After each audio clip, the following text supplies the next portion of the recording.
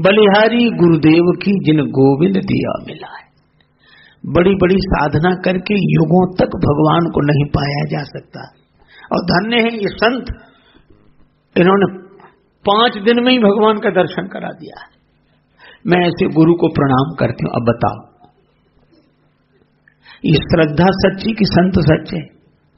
श्रद्धा सच्ची। इसीलिए मैं कहता हूं कि जो लोग कहते हैं संत नहीं, संत मिलते नहीं, संत मिलते, उनमें श्रद्धा है ही नहीं।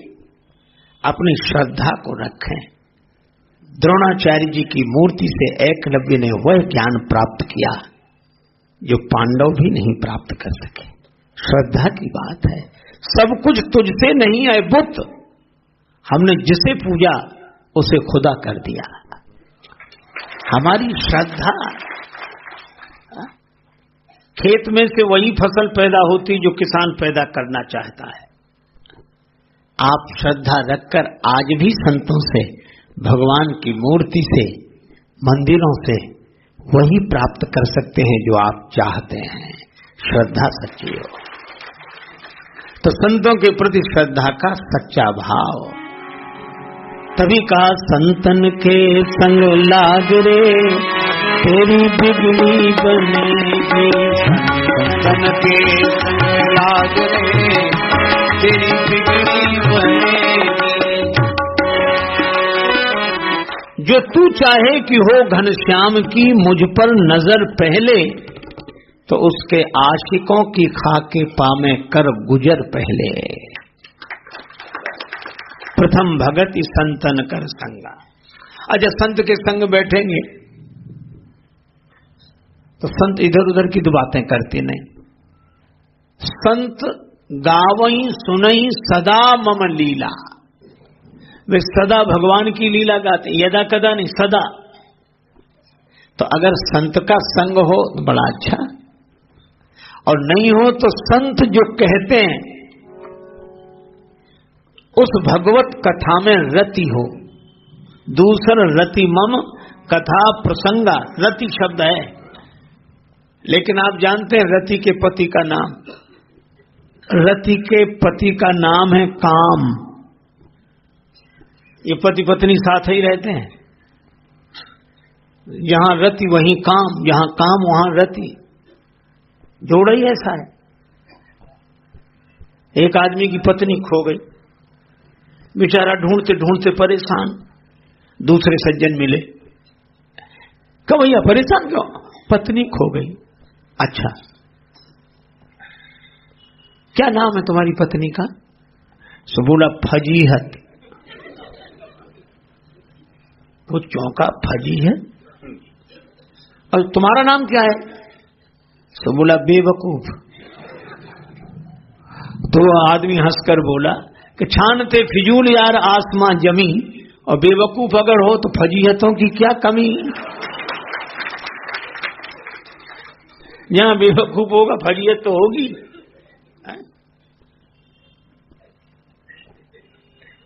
इसी तरह ये पति पत्नी बड़े साथ रहते हैं, जहां रति वहां काम, जहां काम वहां रति। काम माने कामना, रति माने लगाव। जिससे कोई कामना होती है उससे लगाव होता ही है। पर तुलसीदास जी दूसरी भक्ति में भी शर्त रखते हैं। शबरी माता से भगवान ने कहा कि मेरी कथा सुनने में रति हो पर काम न हो, अर्थात प्रीति हो पर कोई कामना न हो। कथा सुनते ही नहीं हम अगर कामना हो। श्रीमद् भागवत की महिमा में सुन लिया, धन्या भागवती वार्ता प्रेत पीड़ा विनाशनी। बस भागवत प्राय लोग इसीलिए कराते कि हमारे पूर्वजों का उद्धार होगा, पूर्वजों का उद्धार होगा।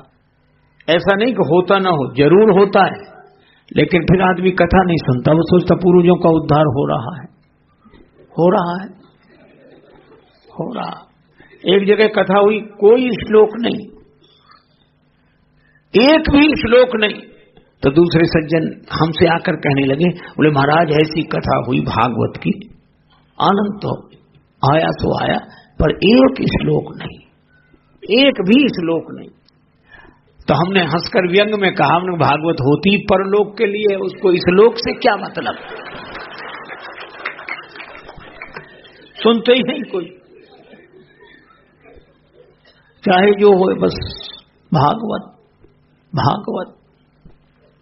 एक सज्जन सुना रहे थे, एक संत ने कहा कि एक ब्राह्मण देवता काशी गए पढ़ने के लिए, 12 वर्ष विद्या अध्ययन किया, लौट रहे थे, काशी का संस्कार, भगवान का नाम, भजन। रास्ते में रेल से उतरे, कुछ फलाहार करने स्टेशन पर गए, फलाहार के लिए व्यवस्था के लिए फल लिए, पैसा देने के लिए जो बनियान की जेब में हाथ डाला, सो हाथ उस तरफ निकल गया, रास्ते में किसी ने जेब ही काट दी थी, रुपया पैसा ले गया और टिकट भी ले गया। अब पंडित जी बड़े परेशान, टिकट भी नहीं है, पैसा भी नहीं है। सोचा कोई बात नहीं, विद्या है अपने पास, भागवत पढ़कर आए। सामने ये गांव दिखाई दे रहा था, वहीं चल दिए। गांव के पुरोहित जी का पता पूछते उनके घर गए। पुरोहित जी गपशप कर रहे थे, ऐसे बैठे, गांव ऐसा था। बेचारे पंडित जी खड़े, पुरोहित एक बार भी न पूछे कि कहां से आए, पधारो विराजमान, वो अपने गपड़ सपड़ में लगे, वो खड़े। तो पंडित जी ने कहा, अरे पुरोहित जी हम काशी से आ रहे हैं। तो पुरोहित क्या बोले? बोले तुम काशी से आओ चाहे कलकत्ता से, हमें क्या मतलब? अरे नहीं, हम आपके द्वार पर आए। हाँ तो बोलो। ऐसा है कि हम काशी से पढ़ लिख कर आए, भागवत कथा करा। उन्होंने भागवत का नाम ही नहीं सुना था। भागवत यहां तो कभी हुई नहीं, हमें नाम ही पहली बार सुन रहे। जाओ जाओ, यहां नहीं होती भागवत, चलो। अरे का कैसे पुरोहित तुम, और हम भी ब्राह्मण, और तुम कोई सहायता नहीं कर रहे हैं? कहो यहाँ के पटेल से कहो। पुरोहित बोले बैठ जाओ, जाने कहां कहां से सवेरे सवेरे आ जाते हैं। अब वो गए, पटेल पंचायत निपटा रहे थे। पुरोहित ने मौका पाकर कहा कि पटेल साहब भागवत हो जाए। भागवत? पटेल बोले अपने यहां तो कभी हुई नहीं, हम तो पीढ़ियों से नाम नहीं सुना, आज पहली बार सुन रहे हैं।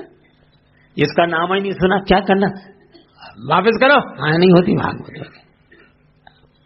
छोटे छोटे बच्चे बैठे थे पटेल की, उन बच्चों ने सोचा कि भागवत माने बड़े बड़े गोले मुंह से निकालेगा, जादू दिखाएगा, बंदर कूद नाच कूद होगा। सो बालक रोने लगे, हम तो भागवत देखेंगे, भागवत देखेंगे, भागवत देखेंगे। अब जब बच्चे ज्यादा ही रोने लगे तो पटेल पुरोहित से नाराज होकर बोले बुलाओ ना, जल्दी दिखाएं भागवत, बच्चे रो रहे हैं। तो पुरोहित जल्दी जल्दी गए, बोले पंडित जी जल्दी चलो। अरे बोले स्नान आदि करके नहीं, अरे बोले स्नान तो आप जल छिड़क ले ऊपर। तो पंडित ओम पवित्रो पवित्रो वहां करके गए। पटेल बोले हमारे बालक मरे जा रहे, तुमने इतनी देर कर दी। अब पंडित जी सोचेंगे भागवत से बालकों के रोने का क्या मतलब, लेकिन चलो एक शिला थी, उसी पर कम्बल बिछाया, भागवत खोलकर सच्चिदानंद रूपाय विश्वोत्पत्त्यादि हेतु शुरू कर दी। अब और सब तो गांव वाले भी बैठ गए जो थे वहां पंचायत में, और बच्चे सुनने की बजाय ऐसे देखें, और गांव वाले कहें कि अभी शुरू नहीं हुई भागवत, अभी तो मंत्र पढ़ रहे हैं। अब 1-1.5 घंटा पढ़ते रहे, और गांव वाले लंबे मंत्र हैं इसके, फिर होगी शुरू। पटेल को कोई मतलब नहीं, वो तो लड़के बच्चों के लिए बुलाया था। वो गया तो भोजन करके आ गया। पटेल को आदत ही उसी शिला पे सोने की थी जहां भागवत हो रही थी। तो पंडित जी की जांघ पे सिर रख के सतर हो गए, सो गए। अब वहीं गुर्र गुर्र करें। अब भागवत हो, इधर पटेल का सिर, और उसमें खुर्र खुर्र। कई लोग होते हैं जो ऐसे ही सोते हैं। एक आदमी खर खर कर रहा था, खर खर। दूसरे ने कहा कि सर इसी को साउंड स्लीप कहते हैं, साउंड। अब वो करे। अब पंडित जी बड़े परेशान किए, तो बड़े प्रेम से उसने कहा, अरे पटेल साहब, श्रीमद् भागवत की कथा हो रही है, सुनिए, उठिए, सुनिए सुनिए। ऐसे उसको हिलाए, उठिए उठिए। अब गांव भर का मुखिया सोते में किसी ने जगाया नहीं, तो ऐसे ही जगाए, अब उठाओ। हाँ, लाल आंखें की। पंडित जी की तरफ देखा, सब पंडित जी को एक तमाचा दिया। अब पंडित जी को बड़ा क्रोध आया कि इसका मतलब ये थोड़ी कि कुटे पिटे मार। पंडित जी भी पहलवान थे, तो एक पंडित जी ने दिया पटेल, और दोनों में गुत्थम गुत्थ जो शुरू हुई। गांव वाले बोले, भैया दूर रहना, भागवत शुरू हुई, हटो इस तरह, कोई छूना मत, नहीं तो कोढ़ी हो जाओगे। अब उनको कोई अलग भी ना करे, भागवत शुरू हुई, दूर रहो दूर रहो दूर रहो। बच्चे भी एक तरफ डर के मारे ऐसे ऐसे कांपे, और गांव वाले कहे, जय हो भागवत, जय हो भागवत। गांव में अनाज भरने के लिए जमीन में एक बड़ा सा गड्ढा बनाया जाता है, खाली पड़ा था। दोनों लुढ़कते पुढ़कते उसी में चले गए। अब सब गांव तो अलग, और पंडित जी ने पटेल को गिराया, सब 2-4 मुक्के। तो गांव वाले कहे, जय परमेश्वरी भागवत, सुनना तो दूर, हमसे तो देखी भी नहीं जा रही। दूसरा कहता, बड़ी कठिन होती। बोले, अगर अच्छी होती तो पहले ही ना हो गई होती। अब पटेल का परिवार वहीं आसपास। पटेल की पत्नी प्रार्थना कर रही, भागवत महारानी मेरो भाग जिन फोर डारो, मोय चाहे मारो मेरी लाज को रखैया दे, चाहे मुझे मार डालो, इन्हें छोड़ो। बहन बोली, मेढ़ा ले हो, बुकरा ले हो, पूजा मनमानी ले हो, हा हा महारानी फेर के जो भैया दे। बेटा बोला, दादा देव छाण बड़ी भैंस और गैया ले, सब दे देंगे, इन्हें छोड़ो। पंडित जी समझ गए कि सबके सब मूर्ख हैं, तो वहीं से गर्ज कर बोले, मौका था न कर, बचे ना विनीत जा पे आन लगी फेरी मेरी, और जाके प्राण चाहो तो 700 रुपया दो। और जो 700 रुपया सुना, हड़बड़ा के भागे। अब ऐसे में कौन गिनता कि 700 हुए कि 800 हुए, कहीं से निकाले, कहीं से इतनी बड़ी गठरी बनाई गई। बोले, गिराओ। तो ऊपर से गठरी गिरी, दो और दिए उनने पटेल के। और किलकारी भरते हुए बोले, सीढ़ी डालो। अब सीढ़ी कौन डाले, और सीढ़ी डालने की बात सुनी तो सब भागी, और आपस में कहते जाए कि पटेल तो बड़े आदमी थे जो सह गए भागवत, किसी गरीब पे चढ़ बैठी तो बेचारा मर ही जाएगा। सब भाग के छतों पर, पेड़ों पर, जय परमेश्वरी भागवत, जय परमेश्वरी भागवत। पर 2-4 पहलवान बोले, हम जाते हैं। तो ऐसे सीढ़ी गिराई, और सीढ़ी नीचे पहुंची और भागी। सुनसान पड़ा, और पंडित जी हंकारी भरते हुए नशैनी से ऊपर आए, भागवत लपेटी, उसी तरह उछल कूद करते जाएं। तो पेड़ों पर, छतों पर बैठे लोग कहें, जय परमेश्वरी भागवत, और वहीं से बैठे बैठे कहें, जाओ महारानी, जाओ जाओ, हमें बचाओ, जाओ। जब पंडित जी 1-8 मील दूर तक निकल गए, अब बातचीत शुरू हुई, क्यों भागवत निकल गई। दूसरा बोला, वो निकल तो बहुत दूर गई, लेकिन अभी शांत नहीं हुई, खेलती जा रही है।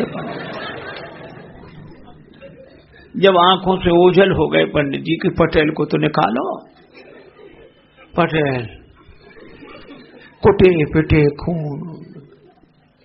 पटेल कहे, पुरोहित को बुलाओ। कहां है पुरोहित? अब पुरोहित डर की मारे आए नहीं। लेकिन कुछ लोगों ने कहा, पटेल कोई बात नहीं, कुटपिट गए, थोड़ा खून निकल गया तो दूध पियो, दंड बैठक लगाओ, पहलवानों कुछ दिन में ठीक हो जाओगे। लेकिन तुम्हें धन्यवाद, गजब कर दिया तुमने। क्या 7 पहरी पर झंडा गाड़ दिया। इस गांव में आज तक भागवत नहीं, भागवत तो करा ली तुमने, भागवत करा ली।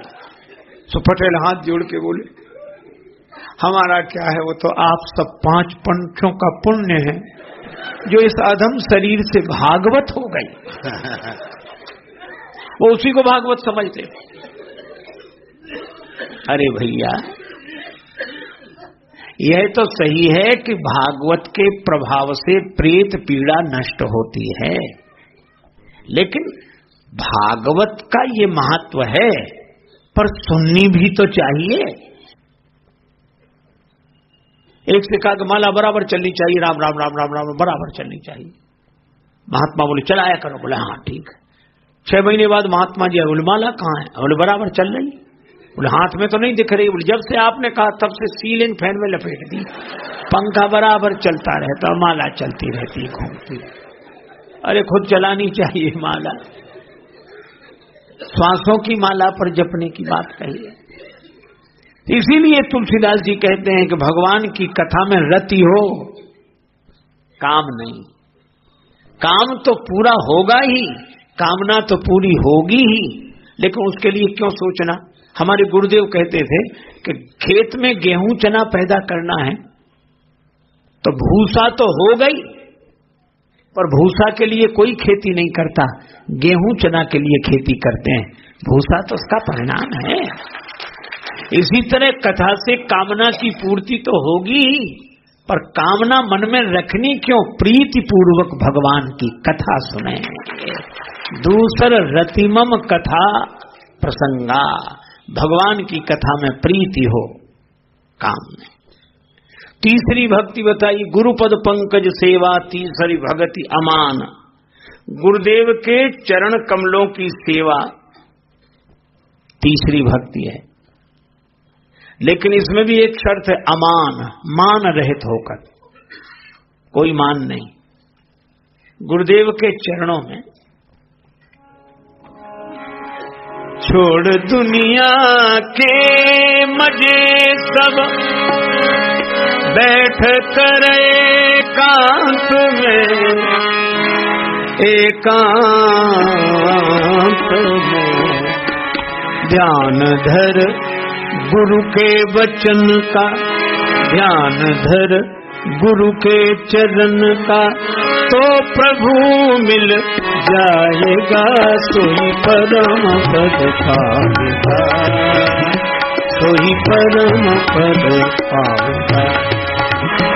जो भजे हरि को सदा, जो भजे हरि को सदा, जो भजे हरि को सदा, जो भजे हरि को सदा, हरि हरि हरि,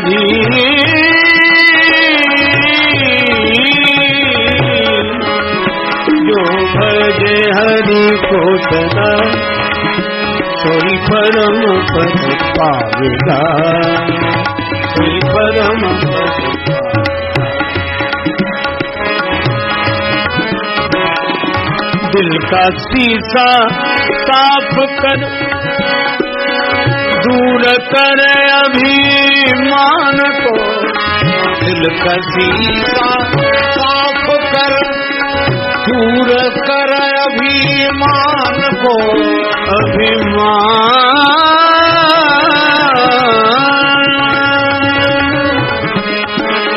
दिल का शीशा साफ कर, दूर कर अभिमान को, अभिमान को।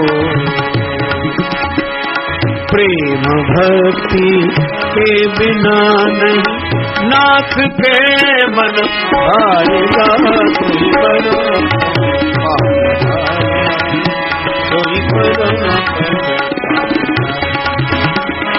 भजे हरि को सदा कोई परम पद पावेगा, कोई परम पद जो भजे हरि को सदा, जो भजे हरि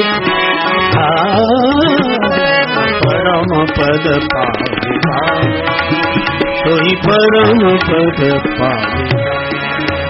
पावेगा। गुरुदेव के चरण कमलों की सेवा अभिमान छोड़कर करना, तीसरी भक्ति। और चौथी भक्ति मम गुणगन करई कपट तजी गान, कपट छोड़कर भगवान के गुणों का गायन करना, भगवान प्रसन्न हो जिसमें, इसलिए भगवान के गुण गाने चाहिए। चौथी भक्ति। पांचवी भक्ति मंत्र जाप मम दृढ़ विश्वासा, पंचम भजन सुवेद प्रकाशा। भगवान कहते हैं मेरे मंत्र जप में दृढ़ विश्वास होना। सब में शर्त है, गुरुदेव की सेवा अभिमान छोड़कर करें ये शर्त है, भगवान के गुण कपट छोड़कर गाएं ये शर्त है, और मेरे नाम स्मरण में मंत्र स्मरण में दृढ़ विश्वास हो। छोटे मोटे विश्वास से बात नहीं बनती। कोई रोज पानी कुनकुना करे और शिकायत करके दाल बनती नहीं है। 6 महीने करो कुनकुना, चाहे साल भर, दाल बनेगी नहीं। वो तो एक ही दिन में पानी इतना गर्म कर दो कि दाल सिद्ध हो जाए। इसी तरह दृढ़ विश्वास भगवान के नाम का। भगवान श्री रामकृष्ण देव एक कथा कहते थे, ग्वालिनी थी, रोज जाती मथुरा दूध दही लेकर बेचने। जल्दी बिक गया, आज दूध दही मथुरा में गई। एक जगह भागवत कथा हो रही थी, सुन लिया। भटक रहे हो संसार में कर कर भ्रष्टाचार, भव सागर से जीव यह कैसे जावे पार। तन बल धन बल बुद्धि बल सरे न एक काम, एक बार मुख से कहो जय श्री राधे श्याम। भागवत में उपदेश मिला। ग्वालिन ने कहा कि भाव सागर होगा कोई? जब भाव सागर से पार हो जाते हैं तो हम तो जमुना जी से पार जाना है। ऐसा दृढ़ विश्वास उस दिन नाव वाले घाट पे ही नहीं गई, राधे श्याम करती जमुना जी में पांव रख दिया। भगवान की कृपा, दृढ़ विश्वास, पांव नहीं डूबा, दूसरा नहीं डूबा, जमुना जी पार कर गई। रोज जाए, 4 पैसे बचे, 1 महीने तक पैसे बचाए। सोचने लगी जिन गुरुदेव ने यह मंत्र दिया उन्हें बुलाऊं। निमंत्रण करने गई। गुरुजी बोले कल मैं तैयार रहूंगा। ग्वालिन आ गई। पंडित जी पहले से ही छड़ी अड़ी लेकर, घड़ी बांधकर, जंजीर पहनकर, नवीन, बस वृंदावन की परंपरा, चौबंदी, धोती और बहुत। चलो, सो पैदल पैदल ले गई। सो नाव वाले घाट बना सीधे। पंडित जी बोले उधर तो बेटी नाव का घाट तो इधर है। बोले गुरुजी आप तो आओ। गए, सोचा इसने कोई नौका का इंतजाम किया होगा, वहां कोई नहीं। उसने अपनी धोती पकड़ी, एक हाथ से पंडित जी का हाथ जमुना जी में, राधे श्याम कह के चल दी। अब पंडित जी का हाथ पकड़ा, खींचा, तो पंडित जी कुछ बोले ही नहीं रहे थे। तो जैसे ही पांव रखा कमर तक पानी फेर रहे थे। वो कहे बेटी तू कहाँ खड़ी है, वहां कुछ है? अब वो बोले तो डूब जाए खुद। तो वो यही कहे राधे श्याम। अब पंडित जी को गोते लगे, बोले मेरा हाथ छोड़। उसने नहीं छोड़ा। अरे छोड़ दे, मैं जंजीर दे दूंगा, अंगूठी ले लेना, मेरी घड़ी ले लेना, तुझे सब दूंगा, मेरे प्राण छोड़। अब वो कुछ नहीं, बोलो राधे श्याम। अब डुबकी लगने लगी पंडित जी को। तो सोचने लगे, बोले मेरा बेटा बहुत बड़ा अधिकारी, उसे पता लगेगा, तुझे जिंदा नहीं छोड़ेगा, छोड़ दे मुझे। राधे श्याम खींचती जाए हाथ। गुरु जी समझे है, वो बार बार कहें और वो यही कहे, गुरु जी बोलो राधे श्याम, गुरु जी बोलो राधे श्याम, गुरु जी बोलो राधे श्याम, गुरु जी बोलो राधे श्याम। यमुना क्या भव सागर में भी इसी इसी मंत्र से काम, गुरु जी बोलो राधे श्याम, गुरु जी बोलो राधे श्याम, गुरु जी बोलो बोलो राधे श्याम, गुरु जी बोलो राधे श्याम। पंडित जी राधे श्याम ना बोले, लेकिन जब पंडित जी को लगा ये कोई जादूगर नहीं है, यह चुड़ैल है चुड़ैल जादूगरनी अथवा बटमारी नारी। यही सोचकर पंडित जी झट करने लगे पुकार, उबारो राधा वर्धन श्याम। अब बोली गुरु जी बोलो राधे श्याम, गुरु जी बोलो राधे श्याम, गुरु जी बोलो राधे श्याम। तो कहे राधा वर्धन श्याम उबारो, वो बोली राधे श्याम। पार लग गए। अब पंडित जी भीगे हुए डरते हुए गए, पता नहीं अब क्या करती है ये। लेकिन घर गई तो उसने नवीन वस्त्र दिए, गीले वस्त्र उतरवाए, धारण कराए, चरण धोए, पूजा की, भोजन।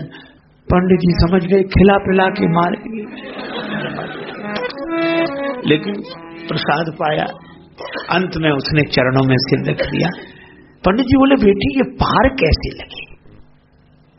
बोले नाव की जरूरत ही नहीं, मंत्र मिल गया था, मैं उसी मंत्र से रोज आती जाती हूँ, यमुना पार करती हूँ। बेटी कौन सा मंत्र और किसने दिया मंत्र? तो हाथ जोड़कर बोली जिसने दिया विनीत मंत्र यह पावन प्रभु का नाम। उन सदगुरु के चरणों में मेरा बारंबार प्रणाम। गुरु जी बोलो राधे, गुरु जी बोलो राधे श्याम, गुरु जी बोलो राधे। पंडित जी के चरणों में सिर रखकर बोली हे गुरुदेव आपने ही मंत्र दिया था, ये उसी मंत्र के कारण। पंडित जी भाव विह्वल हो गए, नेत्र सजल हो गए।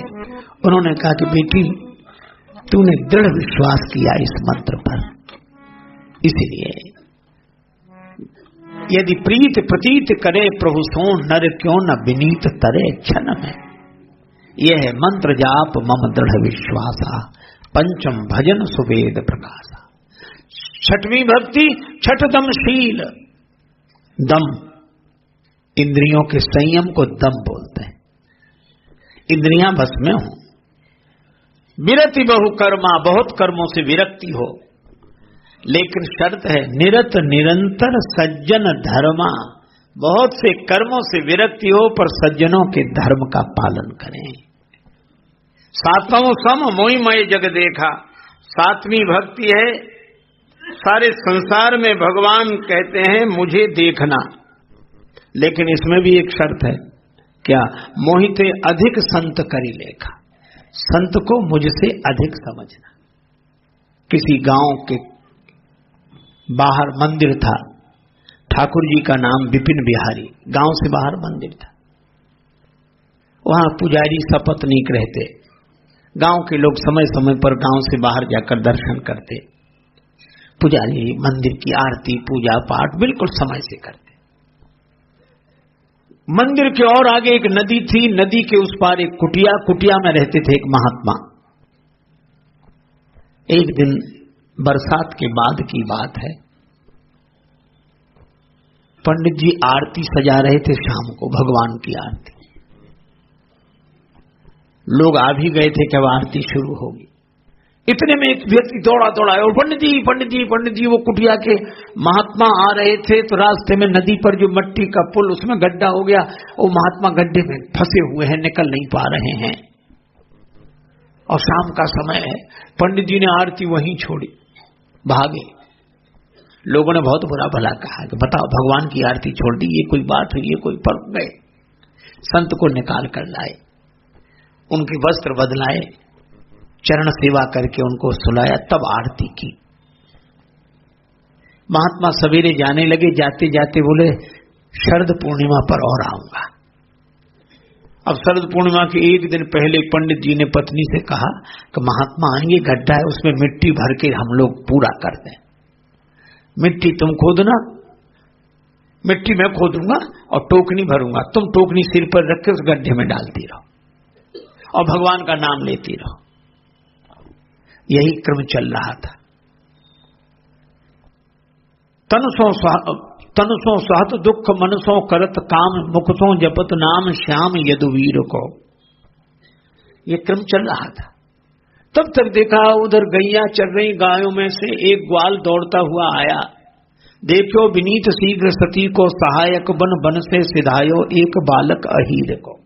एक ग्वाला आया और मुस्कुरा कर देखा, और टोकनी जो सिर पर रखी थी, सुमति कुमारी पत्नी का नाम था पंडित जी का, तो वो टोकनी अपने सिर पर रख ली और मुस्कुरा कर बोला मैं डालूंगा, मट्टी में डालूंगा। टोकनी उठाई ठानी काम की न डोल्यो, कहूं बानी मधुर बोल्यो हरैया पर पीर को, और यही कहा कि मैया घर जाओ, माता आप घर जाओ,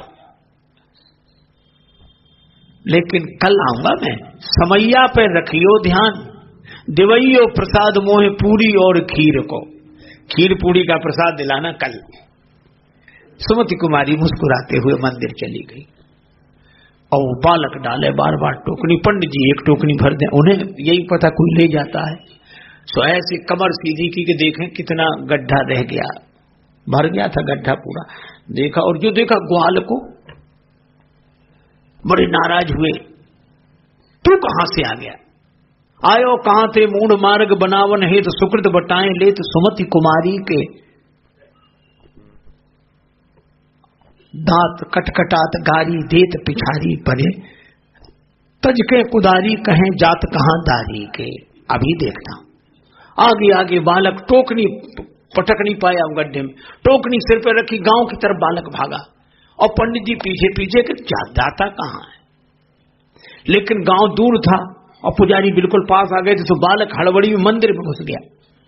मंदिर में प्रविशो विनीतजू विचित्र बाल, देख के चरित्र चक्षु चकित पुजारी के। जिस आसन पर बैठकर पुजारी चरणामृत प्रसाद देते, देखा क्या, आसन पे टोकनी, आसन पे टोकनी और सिंहासन पे माटी पड़ी, अंगन पे धूल चढ़ी विपिन बिहारी के।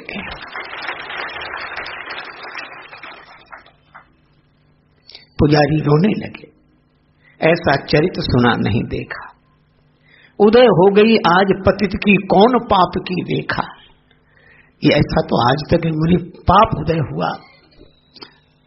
भगवान ने कहा पाप नहीं पूर्व पुण्य जागा तुम दो हिते, भक्ति सफल सातवीं तो हिते, बन विनीत सेवा में मोहिते, अधिक संत करी लेखा।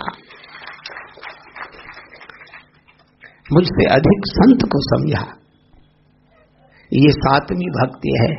भगवान कहते सब में मुझे देखो पर मुझसे अधिक संत को समझो। आठवीं भक्ति, आठवीं यथा लाभ संतोषा, प्राप्त को पर्याप्त समझो और दूसरे को दोष मत दो, ये शर्त है। कई बार हम लोग भी सोचते हैं ना, इतने बड़े आदमी कुछ नहीं दिया, कुछ देते ही नहीं, बेकार वो, दूसरे को काहे को दोष दे। मैं कई बार कहता हूं अपने भाग्य का लोटा तो उतना ही बड़ा है, चाहे कुएं में जाओ, चाहे तालाब में, चाहे नदी में, चाहे समुद्र में। समुद्र सबसे बड़ा है पर लोटा तो उतना ही है। कर्म कमंडल कर लिए तुलसी जहां जहां जाए, सरिता कूप समुद्र जल बूंद नाधिक समाए। इसलिए प्राप्त को पर्याप्त समझो और किसी को दोष न दो। भगवान की प्रेरणा से जो हुआ सो ठीक। आठवीं भक्ति और नवमीं भक्ति, नवम सरल सब सन छलहीना, मम भरोस ही हर्ष न दीना। नवमीं भक्ति बिल्कुल सरल होना, सबसे निश्चल होना और भगवान का भरोसा, हृदय में न हर्ष न विषाद। 9 प्रकार की भक्तियां भगवान ने ये बताई। लेकिन कितनी सुविधा, इतनी सुविधा कहीं नहीं होगी। प्रश्न पत्र वाले भी ऊपर लिखते हैं, मान लो 7 प्रश्न है तो इनमें से किन्हीं 5 के उत्तर लिखो, प्रथम प्रश्न अनिवार्य है, ऐसे ही छपता है। लेकिन वाह रे भगवान, क्या निर्णय किया, 9 प्रकार की भक्तियां, और भगवान बोले इन 9 में एक भी भक्ति किसी के जीवन में, एक भगवान कहते वही मुझे परम प्रिय है। सो अतिशय प्रिय भामिनी हो रे।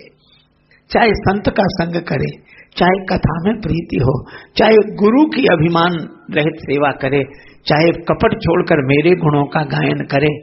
ये देखो भगवान कहते 9 में एक भी हो, एक भी। अच्छा महाराज किसमें हो ये भक्ति?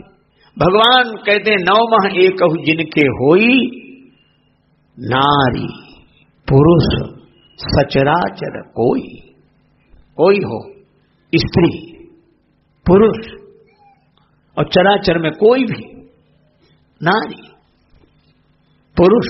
और शबरी माता खुद नारी है, और शबरी माता करी अधम ते अधम, अधम अति नारी। पर भगवान कहते हैं कि 9 में एक भी भक्ति जिसके जीवन में होती वो मुझे अत्यंत प्रिय होता है। लेकिन माता सकल प्रकार भगति दृढ़ तोरे, सारी भक्तियां आप में समाई हैं। बोलो, यह भगवान उपदेश देते हैं।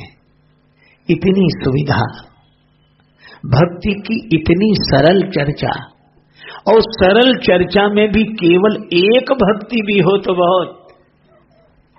यह सहारा हमें कहां मिलता अगर भगवान श्री राम की कथा न होती तो। और इसीलिए भगवान शबरी जी को उपदेश देते हैं और बाद में श्री सीता जी के साथ लौटते हैं। राज्य सिंहासन पर सीताराम जी विराजमान हुए, अयोध्या में राम राज्य हुआ। और बात बड़ी अच्छी है, भरत जी ने पहले पादुका लाकर रख दी सिंहासन पर, और हम भी कहते हैं कि हम भी इस अयोध्या के रूपी शरीर में हृदय रूपी सिंहासन पर राम नाम की पादुका रख दें, 2 अक्षर, तो एक दिन भगवान श्री सीताराम जी इस हृदय में आकर विराजमान हो जाएंगे। यह भगवत कथा है जिसने हमें ऐसी प्रेरणा दी। हरि अनंत हरि कथा अनंता, कहानी सुनहि बहुविधि सब संता। हम अब इसी भाव से अपने मन को भरे रहें कि अयोध्या के राज्य सिंहासन पर भगवान श्री सीताराम जी विराजमान हैं। हनुमान जी, भरत जी, लक्ष्मण जी, शत्रुघ्न जी सब दरबार में उपस्थित हैं।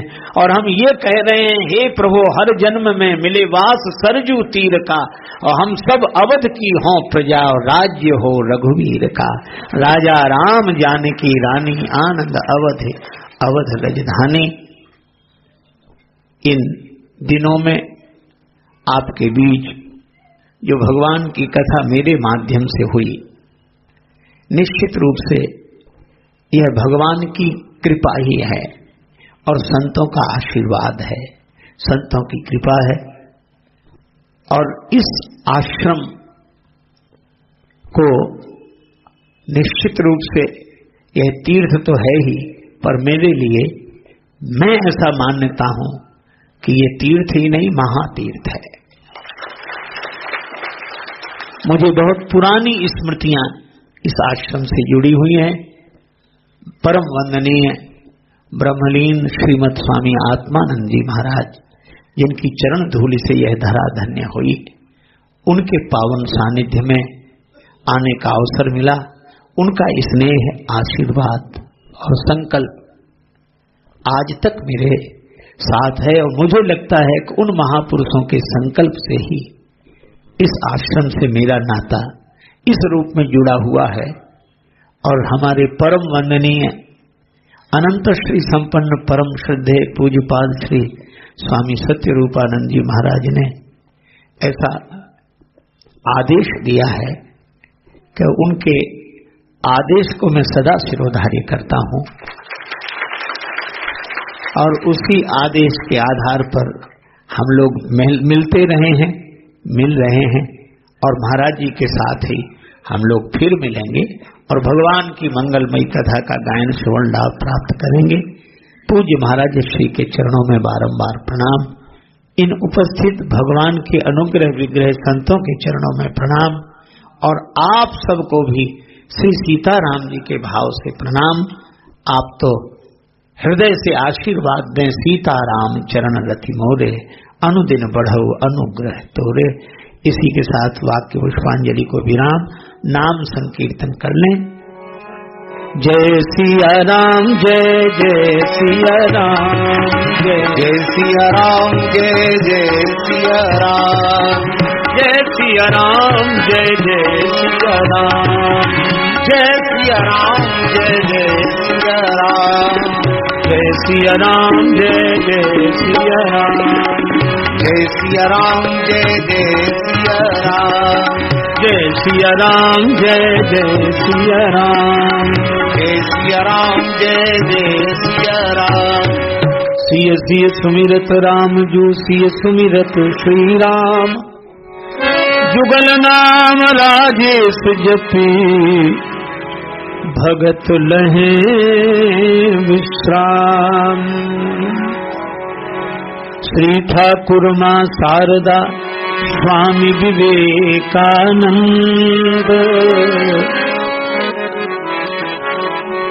बंदत पद त्रय मूर्ति के यह राजेश्वर आनंद। बोलो भक्तवत्सल भगवान की जय। श्री हनुमान जी महाराज की जय। श्री गौरी शंकर भगवान की जय। श्री तुलसीदास जी महाराज की जय। सब संतन की जय, सब भक्तन की जय। श्री राम कृष्ण भगवान की जय। जय जय श्री सीताराम, जय जय श्री राधे श्याम। नमः पार्वती पते, हर हर महादेव।